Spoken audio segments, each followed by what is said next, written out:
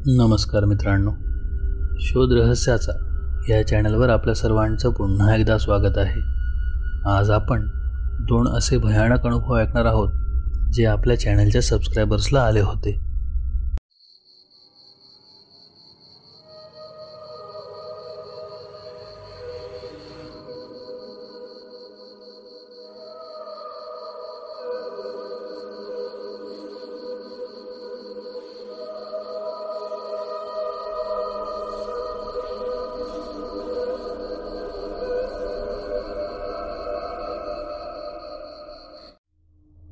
अनुभव पहिला।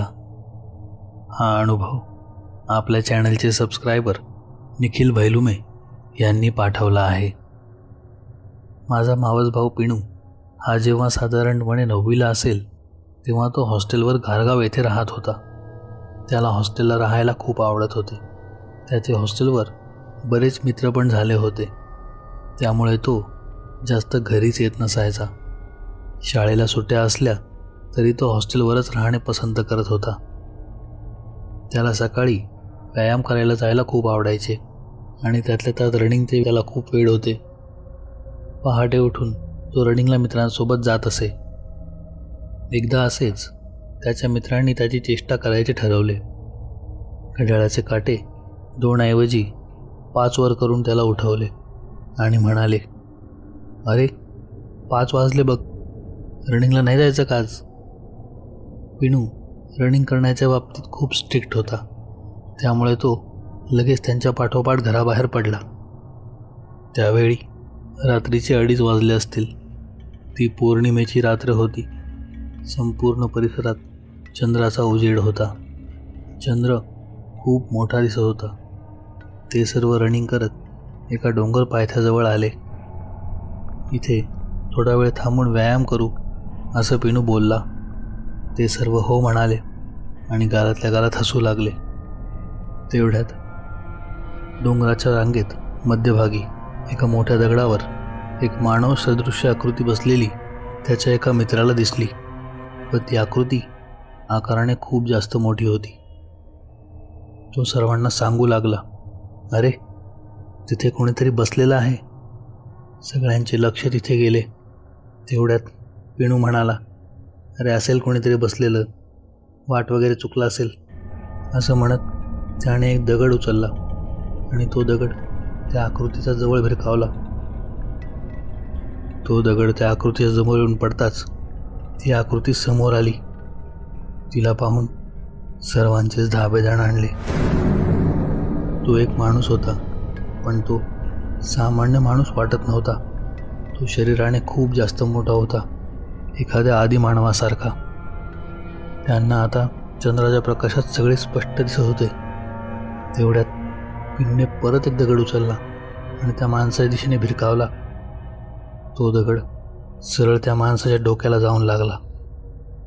काही क्षण सगळं काही शांत झालं, परंतु काही वेळाने तो माणूस अतिशय विचित्र हालचाली करू लागला आणि एक किळसवाणा आवाज आपल्या तोंडातून काढू लागला।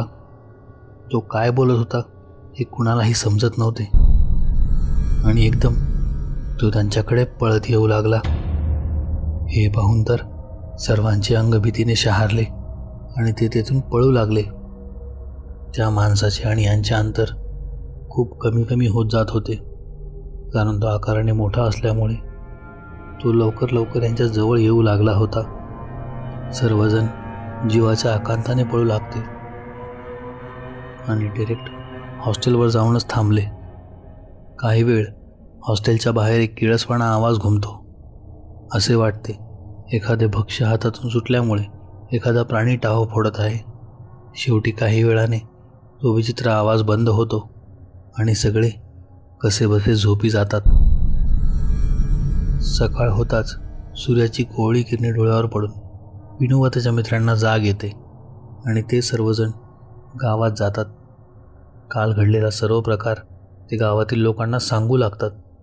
त्यांचे ते बोलणे ऐकून सर्वांचे धाबे आणतात आणि ते त्यांना सांगतात, ह्या गावात रात्री बेरात्री असे ॲक्सिडेंट होत असतात आणि सकाळी सुमारे 2 ते 3च्या दरम्यानच। असे म्हणतात की या गावात एक महाकाय मानव राहतो आणि तो फक्त रात्रीच्या वेळी इकडे फिरतो. दिवसा तो कुठे असतो कुणालाच माहीत नाही. बरेच जण हे सुद्धा बोलतात की तो कोणी मानव नसून एक नरभक्षक पिशाच्च आहे.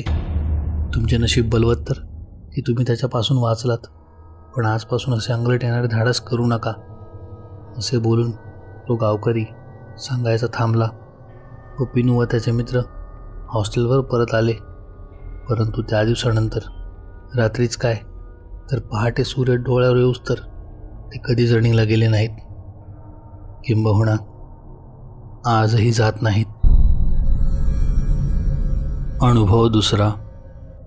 हा अनुभव आपल्या चॅनलच्या एका सबस्क्रायबरने सांगितला आहे, परंतु त्यांचे नाव त्यांनी गुपित ठेवण्याची मला विनंती केली आहे. माझ्या जिल्ह्यात एक गाव आहे. काही कारणास्तव मी माझ्या जिल्ह्याचे नाव घेऊ शकत नाही. त्या गावात खूप साऱ्या भयान गोष्टी घडत असतात. एकदा माझ्या मैत्रिणीचे 2 काका रात्रीच्या वेळेस बाईकवर त्या गावाला जात होते. त्या गावचा रस्ता बिलकुल चांगला नाही, पायवाटच आहे, म्हणून त्यांना त्या रस्त्यातच रात्रीचे 1 वाजले. पण तरी ते अजून गावात पोहोचले नव्हते. ते गाव जवळ आल्यावर रस्त्यात त्यांना एक बाई दिसली. तिने पांढरी साडी नेसली होती. दिसायला ती अगदीच नॉर्मल बाईसारखी दिसत होती. ती त्यांना गावात जाण्यासाठी हात करून लिफ्ट मागत होती. पण त्या दोघांनाही ह्या गावचे किस्से माहीत होते. त्यामुळे मागे बसलेल्याने गाडी चालवणाऱ्याला सांगितले की गाडी थांबवू नकोस. तसे त्याने केले आणि ते दोघे त्या बाईजवळ न थांबता गाडी घेऊन पुढे निघाले. थोडे पुढे आल्यावर त्यांना त्यांच्या नावाने हाका येऊ लागल्या. ती हाक गाडीच्या मागून येत होती. त्यांनी मागे पाहिले तर त्यांना तीच लिफ्ट मागणारी बाई दिसली, परंतु ती त्यांच्या गाडीच्या मागे येत होती आणि गाडी ज्या स्पीडमध्ये चालत होती ती बाईसुद्धा जवळजवळ त्याच स्पीडमध्ये त्यांच्या मागे धावत होती. त्या दोघांनी मागे पाहिले तर ती बाई जमिनीपासून थोडं वर हवेत तरंगत चालली होती. ती बाई सारखं त्यांच्या नावाने हाका मारून गाडी थांबवायला सांगत होती. पण जसं की त्या दोघांनाही त्या गावाबद्दल माहीत होतं, ते दोघे रस्ता खराब असतानाही गाडी थांबवत नव्हते. ती बाई त्यांच्या मागे येत होती आणि नेहमी त्यांच्या पायाकडे बघत होती. मागच्याने समोरच्याला सांगितले की काहीही झालं तरी गाडी थांबवू नकोस किंवा पाय खाली ठेवू नकोस, कारण जर त्यांनी तिच्या जागेत पाय ठेवला असता तर तिने त्यांना झपाटलं असतं किंवा कदाचित तिथेच पकडून मारलं असतं. ते दोघे तसेच पुढे जात राहिले आणि ती बाई त्यांना आवाज देत राहिली. पण जशी त्यांनी त्याची हद्द ओलांडली आणि ते गावची वेस पार करून पुढे आले, ती बाई त्यांना दिसेनाशी झाली. नंतर ते परत येताना दिवसाच्या वेळी निघाले, म्हणून त्यांना परत तसा काही अनुभव आला नाही. पण अजूनही त्या गावातले लोक रात्रीच्या वेळी गावच्या वेशीच्या बाहेर जात नाहीत, कारण असे खूप अनुभव तिथल्या लोकांना नेहमी येत असतात. ह्या 2 अनुभवांपैकी कोणता अनुभव तुम्हाला सगळ्यात जास्त आवडला हे मला कमेंटमध्ये सांगायला विसरू नका. तुम्हाला जर हा व्हिडिओ आवडला असेल तर व्हिडिओला नक्की लाईक करा आणि आपल्या सर्व मित्रांना शेअर करा.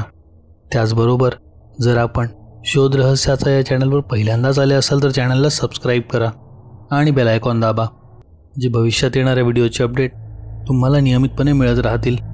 धन्यवाद.